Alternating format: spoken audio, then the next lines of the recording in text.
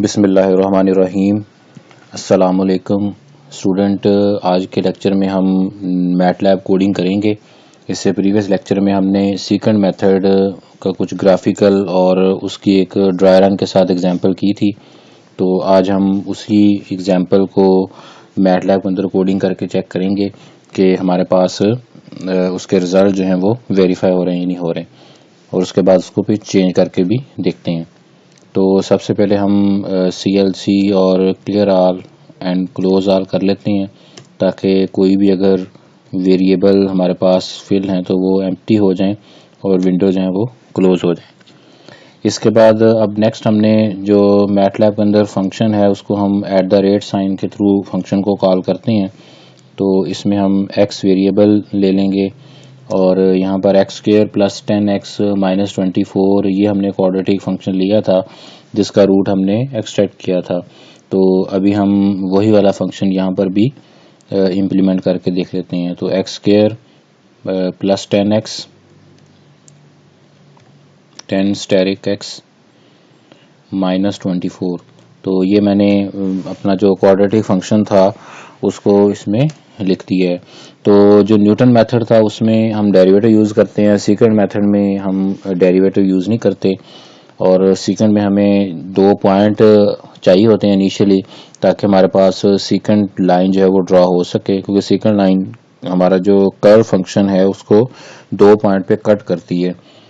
और इसका प्रोसीजर जो है वो मैंने आपको लास्ट लेक्चर में बताया था कि हमारे पास जब लाइन ड्रा होती है तो लाइन जब एक्स एक्सिस को क्रॉस करेगी तो वहाँ जो हमारा पॉइंट मिलेगा उस पर फिर अगेन हमारा जो कोड है वो स्वैप होता जाएगा।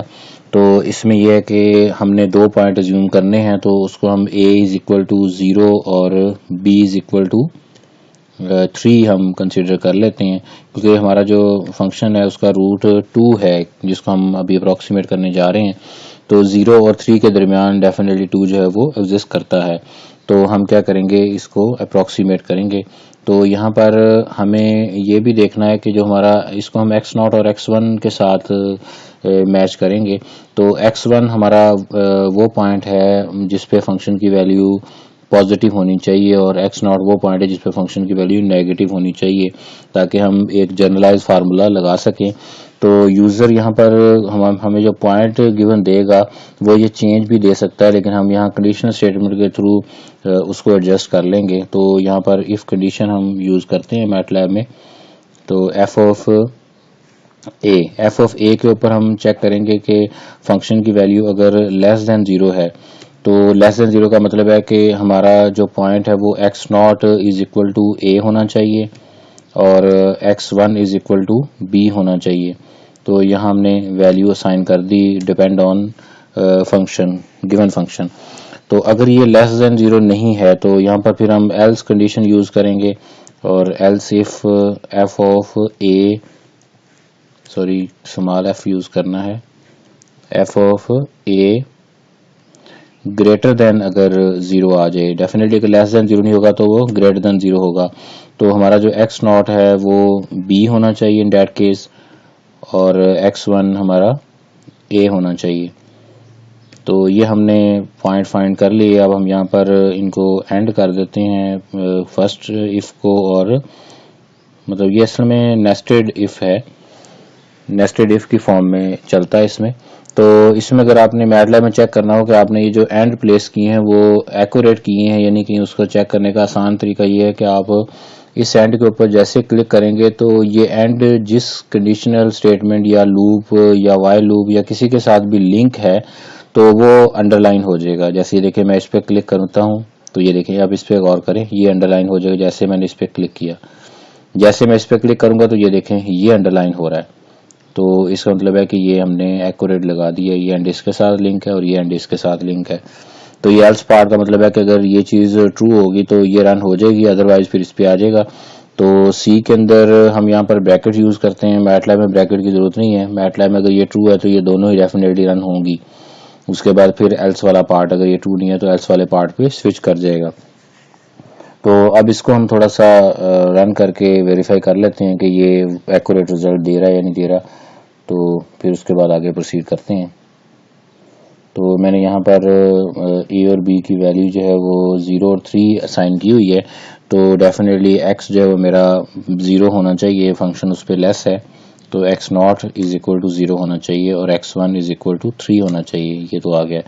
अब मैं इसको अगर चेंजिंग करता हूँ तो फिर भी ये वैल्यू चेंज नहीं होनी चाहिए, तो मैं यहाँ पर इनको ओपन छोड़ देता हूँ x नॉट और x1 को, ताकि ये डिस्प्ले में वैल्यू आ जाए। ये देखें, मैं इसको रन करता हूँ तो ये दोनों की वैल्यू इसने दे दी। अब यहाँ मैं ये वैल्यू चेंज करता हूँ, इसको मैं अगर चेंज भी कर दूँ तो मेरे पास x नॉट x1 चेंज नहीं होना चाहिए। मैं इसको 3 कर देता हूँ पहले को, और सेकंड को मैं 0 कर देता हूँ। अब मैं इसको अगर रन करता हूँ तो मेरे पास ये चेंज नहीं होना चाहिए। ये देखें, ये चेंज नहीं हुआ। इसका मतलब है कि हमारा जो कोड है वो प्रॉपरली वर्क कर रहा है। अब हम इससे नेक्स्ट मूव करते हैं। तो मैटलैब में हमारे पास अगर हमने वेरिएबल देखने हो कि हमारा ए वेरिएबल कहाँ कहाँ पे डिक्लेयर हुआ है, तो जैसे आप इस पे क्लिक करेंगे तो वो सारे हाईलाइट हो जाएंगे। ये देखें, ये जितने भी एज थे वो सारे हाईलाइट हो गए। इसी तरह अगर x1 पे क्लिक करेंगे तो जितने x1 है वो हाईलाइट हो जाएंगे। b पे क्लिक करेंगे जितने b's हैं वो हाईलाइट हो जाएंगे। f पे क्लिक करेंगे जितने f हैं वो हाईलाइट हो जाएंगे। तो इस तरह आपको आइडिया हो जाता है कि हमारा जो कोड है उसके अंदर जो वेरिएबल हम यूज़ कर रहे हैं वो कहाँ कहाँ पर हैं और क्या क्या है। और दूसरी बात इसमें ये है कि हम अपने जो ब्लॉक भी इसमें बना सकते हैं। लाइक मैं यहाँ पर ये लिख दूँ कि मेरा ये सीक्वेंस कोड है, तो कमेंट्स के लिए इसमें परसेंटेज साइन यूज़ होती है मैटलैब के अंदर। तो मैं अगर परसेंटेज साइन को डबल लिख देता हूँ तो ये मेरा एक अलग से ब्लॉक बन जाता है। तो यहाँ मैं सीक्वेंट मेथड मैटलैब कोडिंग, तो ये आप जो भी वैल्यू इसमें लिखेंगे ये जस्ट आपकी कोडिंग अंडरस्टैंड करने के लिए है। तो यहाँ से ये सेकंड मेथड स्टार्ट हो गया। उसके बाद अब यहाँ हमने साइकिल्स भी अगर साथ बता दें कि साइकिल जो है वो यूज़र क्या लेगा। साइकिल लाइक हम यहाँ पर 6 साइकिल इसमें रख लेते हैं, आइट्रेशन या साइकिल कह सकते हैं आप इस वेरिएबल को। और ये जो नेक्स्ट पार्ट है, ये पार्ट क्या कर रहा है, ये पॉइंट चूज़ कर रहा है। तो इसको भी अगर हम ब्लॉक में लिख दें कि पॉइंट सिलेक्शन या हमारे पास इनिशियल वैल्यू सिलेक्शन, अब ये भी नाम दे सकते हैं। पॉइंट सिलेक्शन वाला पार्ट्स आ गया। उसके बाद फिर आगे हम अब कोडिंग स्टार्ट करेंगे। तो इसको हम नाम दे देते हैं आइटरेटिव या आइट्रेशन। तो यहाँ पे आइट्रेशन अब हम स्टार्ट करेंगे। तो आइट्रेशन के लिए अब हमने फॉर लूप मैटलैब में हम यूज़ करते हैं आइट्रेशन के लिए। तो i इज इक्वल टू 1 से हम स्टार्ट करेंगे और साइकिल तक जाएंगे। तो यहाँ कॉलन यूज़ करेंगे और साइकिल वेरिएबल जो हमने ऊपर डिक्लेयर किया हुआ है, तो ये 1 से 6 तक। अब देखें यहाँ नीचे ये लाइन शो कर रहा है साथ, और एंड ब्लॉक के लिए जहाँ तक इंटर प्रेस हुआ तो उस वक्त एंड कर दिया है। तो मैं यहाँ जैसे ही एंड लिखूंगा तो मेरा कोड जो है वो इसके साथ, ये देखें, ये लाइन लिंक होगी। तो ये आपका लूप जो है वो एंड हो गया। यहाँ पर इसके दरमियान जो भी हम वैल्यू लिखेंगे वो इस पूरे ब्लॉक के अंदर i इज इक्वल टू 1 से लेके साइकिल तक रन होती रहेंगी। अब मैं इसकी कोडिंग स्टार्ट करता हूँ। तो कोडिंग के लिए हमने जो हम इसको सोल्यूशन पॉइंट का नाम दे देंगे कोडिंग को। तो सोल्यूशन के लिए मैं वेरिएबल s जो है वो लिख लेता हूँ, s इज इक्वल टू। अब यहाँ पर हमने जो इसका फॉर्म देखी थी वो xn is equal to xn plus 1 था, या pn is equal to pn minus 1। तो यहाँ पर इसका मतलब है कि x1 यूज़ होगा, तो x1 और उसके बाद फिर माइनस साइन, और फिर हम यहाँ पर डबल ब्रैकेट्स लगा लेंगे। और फिर एक ब्रैकेट्स के अंदर हमने यहाँ पर फंक्शन जो है उसकी वैल्यू को कैलकुलेट करना है। फंक्शन की वैल्यू को इस तरह की, ये भी हमारी डबल ब्रैकेट्स के अंदर आएगा। f ऑफ x1 मतलब जो फंक्शन था उसकी वैल्यू हम चेक करेंगे, वैल्यू पिक करेंगे x1 के ऊपर, और उसके बाद इसको फिर हम मल्टीप्लाई करेंगे पॉइंट के डिफरेंट के साथ, difference of point x1 minus x0। तो ये हमने जो हमारा न्यूमरेटर था वो हमने लिख लिया है। इसके बाद अब नेक्स्ट हमने डिनोमिनेटर लिखना है। तो इस ब्रैकेट के बाद अब देखें, अगर ब्रैकेट्स के ऊपर भी आप जाएंगे तो ये ब्रैकेट भी हाईलाइट हो रही हैं। इस पे आते हैं तो ये इनर ब्रैकेट है, ये आउटर ब्रैकेट है। तो ये ब्रैकेट भी साथ साथ शो कर रहा है कि कौन सी ब्रैकेट किसके साथ लिंक है। तो यहाँ पे हमने बैक स्लैश यूज़ करना है और उसके बाद फिर हम डबल ब्रैकेट लेंगे इसके अंदर F of x1 minus F of x0। ये मैं वही वाला फार्मूला जो आपको लास्ट लेक्चर में करवाया हुआ है उसी को हम यहाँ पर जस्ट इम्प्लीमेंट कर रहे हैं और उसी प्रोसीजर में लिखना है जैसे आप मैथ में लिखते हैं। तो यहाँ पर एफ ऑफ x0 आ जाएगा, एफ ऑफ x0, और ये हमने S1 जो है वो कैलकुलेट कर लिया और इसको हम ये नेक्स्ट हमने क्या करना है अब इसके बाद जैसे ही ये कैलकुलेट होगा तो इससे अगले स्टेप में क्या होगा, क्योंकि ये आइटरेटिव मेथड है तो यहाँ से जो s कैलकुलेट होना है ये वैल्यू हमारे पास, ये एक्चुअली जो x एक्सिस को क्रॉस करने वाला पॉइंट है ये वो फाइंड हो रहा है कि x एक्सिस को जहाँ पे क्रॉसिंग होगी वो पॉइंट निकल रहा है। तो अब हमने इसको रिप्लेस करना है विद x नॉट के साथ, मतलब x नॉट को हमने ये वाली वैल्यू दे देनी है और इसी तरह फिर उसके बाद x1 तो हमारे पास ऑलरेडी है तो x1 को फिर हम इसको स्वैपिंग करते जाएंगे। तो लाइक मैं यहाँ पर स्वैपिंग के लिए वेरिएबल जो है वो कोई S1 वेरिएबल एक ले लेता हूँ ताकि वैल्यू जो है वो हमारी आसान हो जाए, या इसको हम S1 नाम दे देते हैं और उसके बाद फिर एक S वेरिएबल ले लेते हैं, S इज इक्वल टू उसको हम x1 असाइन कर देंगे ताकि इसमें ये पड़ा रहे। ये हमने जस्ट स्वैपिंग करनी है तो आप स्वैपिंग जैसे मर्जी कर लें, उससे कोई फ़र्क नहीं पड़ता। x1 इज इक्वल टू हमारा क्या हो जाएगा, s1 हो जाएगा। और इसी तरह नेक्स्ट में हमारे पास जो x0 है वो हमारा क्या हो जाएगा, s आ जाएगा, x0 is equal to s। तो ये हमने जस्ट स्वैपिंग की है और कुछ नहीं किया, और स्वैपिंग के बाद ये हमारा रिजल्ट इसमें सेव होता रहेगा और ये आइटरेशन अब रन होती रहेगी यहाँ पर। और फिर इसके बाद हम यहाँ पर अगर सोल्यूशन इसका प्रिंट लेना चाह रहे हैं तो हम इसी लूप के अंदर सोल्यूशन का प्रिंट भी ले लेंगे। तो सोल्यूशन के प्रिंट के लिए हमारे पास जो S1 है वो एक्चुअली हमारा सोल्यूशन पॉइंट है, तो हम यहाँ पर S1 को ओपन छोड़ देते हैं ताकि उसकी भी वैल्यू हमें शो होती रहे। अब मैं इसको रन करता हूँ और देखते हैं कि इसमें एरर्स आ रहे हैं या ये प्रॉपरली रन हो रहा है। ये देखें, ये फर्स्ट आइटरेशन थी, फर्स्ट आइटरेशन में हमारे पास यहाँ से ये फर्स्ट आइटरेशन स्टार्ट हो रही है। तो फर्स्ट आइटरेशन में 1.846 आता है, उसके बाद फिर सेकंड आइटरेशन, ये असल में S1 वेरिएबल का नाम था इसलिए S1 लिखा हुआ आ रहा है।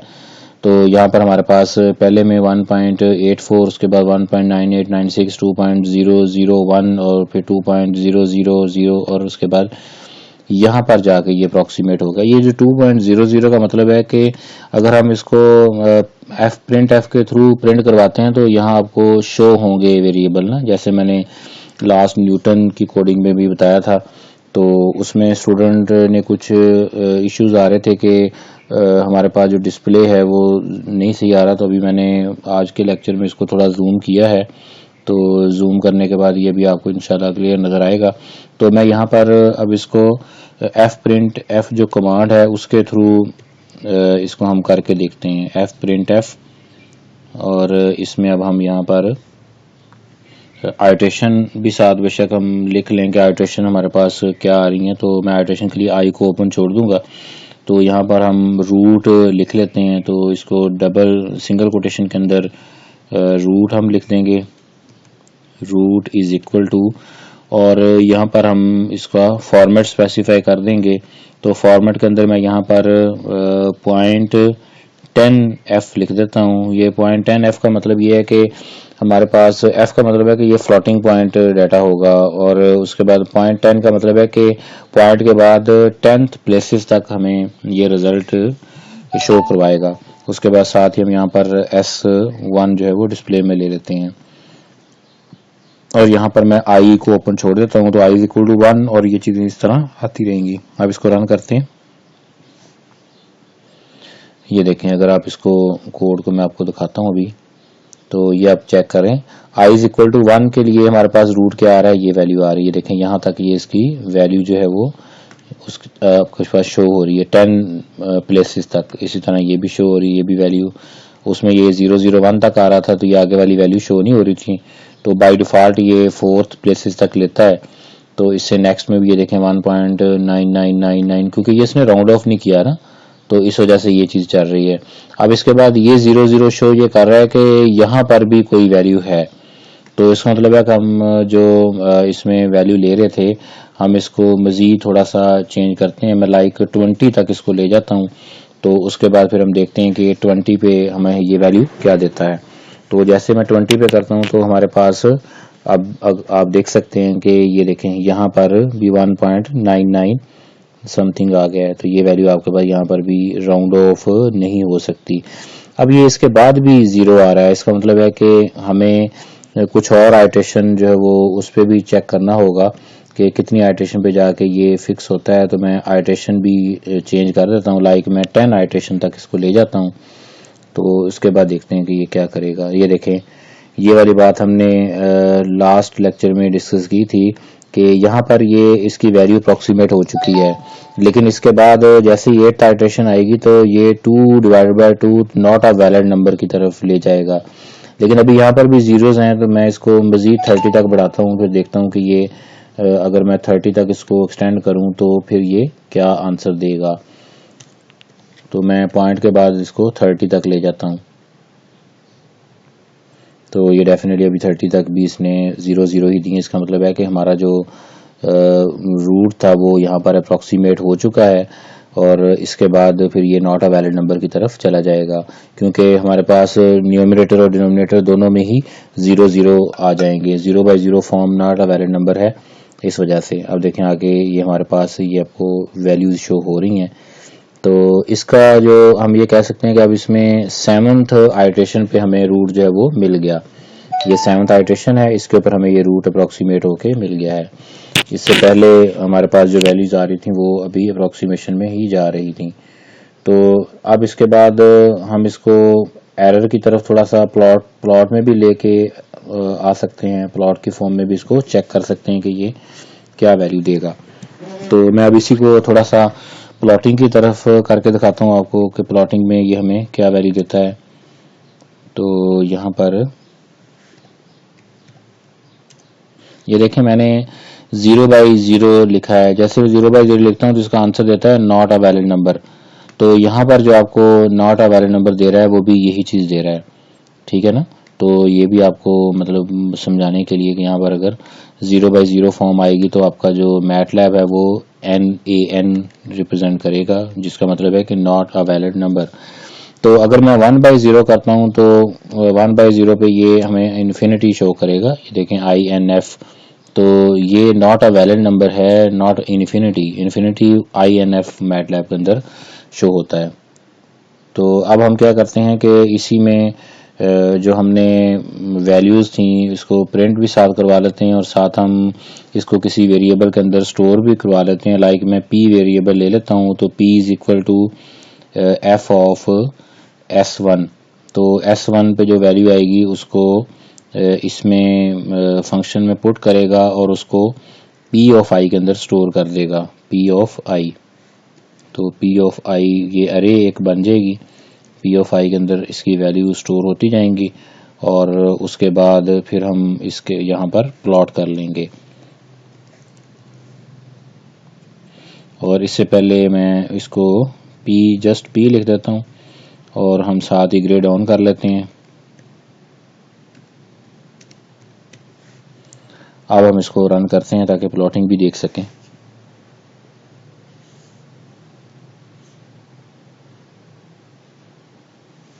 अभी ये वर्किंग में है। ये देखें, ये मेरे पास इसका प्लॉट आ गया। इस प्लॉट में अगर आप गौर करें तो हमारे पास पहला जो रूट आ रहा है उसके ऊपर फंक्शन की वैल्यू जो है वो नेगेटिव में है, और उसके बाद फिर जैसे ही सेकंड आइट्रेशन आती है तो उसकी वैल्यू ये देखें, ये 0 की लाइन है, इस लाइन के ये करीब जाता जा रहा है। थर्ड पे आएंगे तो ये इस पे अभी ये शो आपको ये हो रहा है कि जैसे ये 0 हो गया है, बट ये 0 नहीं है। हम इसको जूम करके यहाँ पर देख सकते हैं कि ये वैल्यू 0 के करीब है, नॉट इक्वल टू 0।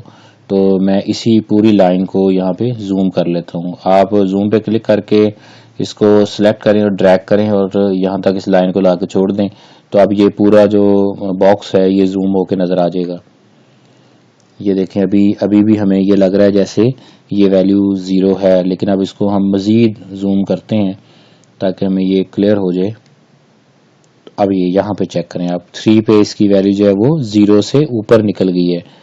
इसी तरह आगे 4 पे आते हैं तो अब 4 में शो हो रहा है कि जैसे 4 पे भी ये 0 पे चला गया है, लेकिन इसको 4 को भी अगर हम मज़ीद जूम करें तो हमें आइडिया हो जाएगा कि ये भी 0 नहीं है, 0 से वैल्यू इसकी लेस है। तो अब हम इसको मज़ीद जूम कर लेते हैं। ये देखें, ये 4 पे इसकी वैल्यू आ रही है, 4 पे ये 0 था ये वाली लाइन, और ये 0 से नीचे आ रहा है। इसी तरह मैं आपको 5 पे भी करके दिखा दूँ। हम जस्ट 5 को जूम कर लेते हैं तो ये हमारी 5 वाली वैल्यू है, इसको मैं जूम कर रहा हूँ 5 पे, ताकि आपको आइडिया हो जाए कि ये एग्जैक्टली इक्वल टू 0 होता है या नहीं होता। ये भी मैं मज़ीद इसको जूम करता जा रहा हूँ।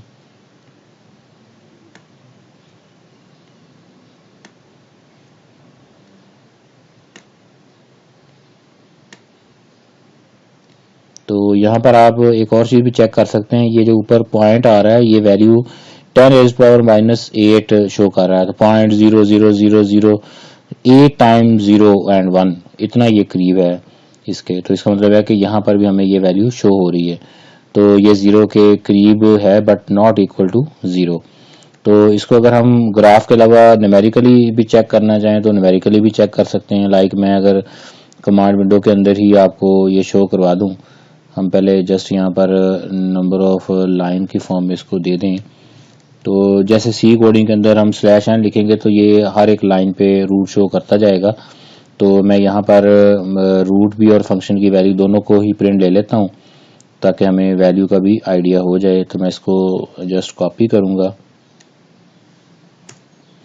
और उसके बाद अब हम प्लॉट अब नहीं करते, इसको मैं कमेंट में कर देता हूँ। तो इसका इसमें मैटलैब में कमेंट के लिए आप जस्ट इसके पीछे परसेंटेज साइन प्लेस कर दें तो वैल्यू आपकी कमेंट में चली जाएगी। तो इसको मैं एक पी वेरिएबल ही कह देता हूँ और यहाँ फंक्शन वैल्यू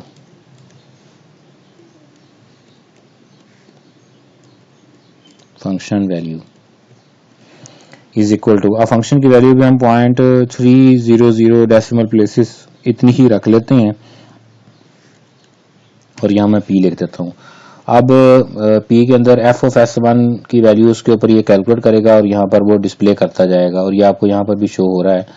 तो इसका मतलब है कि अब हम इसको आगे उसमें भी चेक कर लेते हैं मैटलैब में भी। ये देखें जो हमारे पास पहली आइट्रेशन थी उस पर हमारे पास जो वैल्यू आ रही थी वो यहाँ से शो हो रही है। ये फर्स्ट रूट है, ये रूट की वैल्यू आ रही है। उसके बाद इस रूट के ऊपर जब फंक्शन की वैल्यू आप चेक करते हैं तो ये फंक्शन की वैल्यू है। इसी तरह सेकंड में जाते हैं तो आपके पास ये -0.0 है, उसके बाद ये 0.00 समथिंग, उसके बाद फिर ये 0.00, उसके बाद फिर नेक्स्ट में आते हैं तो ये देखें ये इतने टाइम 0 आ रहा है, ठीक है। इसके बाद फिर नेक्स्ट में आए तो ये 000 यहाँ तक ये शो कर रहा है। इसका मतलब है कि ये अभी भी कोई राउंड ऑफ की तरफ नहीं गया। यहाँ जाके नॉट अ वैलिड में सारे चले जाएंगे, लेकिन यहाँ इसकी वैल्यू कोई ना कोई शो होनी चाहिए। तो हम इसको मज़ीद थोड़ा सा एक्सप्लोर कर लेते हैं। लाइक मैं इसको ले जाता हूँ 40 पे, फिर देखता हूँ कि ये 40 पे कोई वैल्यू शो करता है मुझे। तो 40 पे अभी हमारे पास अगर देखें तो यहाँ पर इसमें वैल्यू शो हुई है, लेकिन इसमें वैल्यू अभी इसमें ये वैल्यू शो होगी। अगर आप ये चेक करें तो पहले नहीं आ रही थी, अभी ये वैल्यू शो हो गई है। अब इससे नेक्स्ट हम इसको 40 की बजाय अब 50 कर लेते हैं और इसको भी हम 50 कर लेते हैं, फिर देखते हैं कि ये हमें क्या रिजल्ट देगा। तो अब इसमें देखें तो ये यहाँ पर वैल्यू शो हो रही है इसकी, ये फंक्शन वैल्यू है पॉइंट नेगेटिव के साथ 0,0, उसके बाद ये वैल्यू फिर 0,0, ये इससे आगे भी वैल्यू अभी है। अगर इसको मज़ीद आप वैल्यू एक्सप्लोर करते जाएंगे तो आपको मैटलैब उसकी वैल्यू भी निकाल के देगा। तो ये इसके आगे तक इसकी वैल्यू एग्जिस्ट करती है। तो यहाँ पर मैं इसको लाइक अभी 80 तक ले जाता हूँ तो फिर देखते हैं क्या कहता है ये। तो 80 तक भी हमारे पास अभी फ़िलहाल 0,0 ही चल रहे हैं। तो ये जो 0,0 शो कर रहा है इसका मतलब है कि इसमें आगे कहीं ना कहीं वैल्यू कोई पड़ी हुई है। तो बेशक इसके बाद इतने टाइम 0 के बाद आ रही है वैल्यू ना। तो इस तरह हम इसके अंदर एनालिसिस कर सकते हैं। तो कन्वर्जेंस रेट इसका न्यूटन मेथड से थोड़ा सा कम ही है। और इसमें ये वाला एक ड्रॉबैक है, लेकिन खैर इसको भी हम ओवरकम कर सकते हैं कि अगर हम उसका स्टॉपिंग क्राइटेरिया ही इसी वैल्यू पे रख दें। तो डेट्स ऑल, ये कोडिंग थी। इंशाल्लाह नेक्स्ट में हम कोई और मेथड लेके आएंगे। जज़ाकल्लाह।